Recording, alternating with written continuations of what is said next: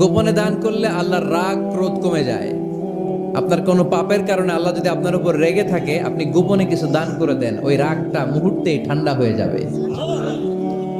7 শ্রেণীর ব্যক্তিকে আল্লাহ তাআলা আরশের নিচে ছায়া দিবে কিয়ামতের দিন, যেদিন আকাশের সূর্যটা মাথার কাছে চলে আসবে, জমিনটা তামার জমিন হয়ে যাবে তৃষ্ণায়, মানুষের জিহ্বা বের হয়ে কুকুরের মতো নাভির সামনে ঝুলতে থাকবে। সূর্যের প্রচন্ড কিরণ আর তাপে মাথার মগজগুলো গলে গলে নাকের ছিদ্র আর কানের ছিদ্র দিয়ে ভাতের মাড়ের মতো টপ টপ করে বেয়ে বেয়ে পড়বে। আল্লাহর আরশের ছায়া ছাড়া সেদিন আর কোনো ছায়া থাকবে না। বিষ্ণু বললেন 7 শ্রেণীর ব্যক্তিকে আল্লাহ তাআলা সেদিন আরশের নিচে ছায়া দিবে।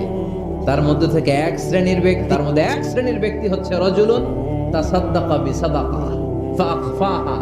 এক শ্রেণীর ব্যক্তি হচ্ছে ওই ব্যক্তি যে গোপনে আল্লাহর জন্য দান করে। আজ্জাব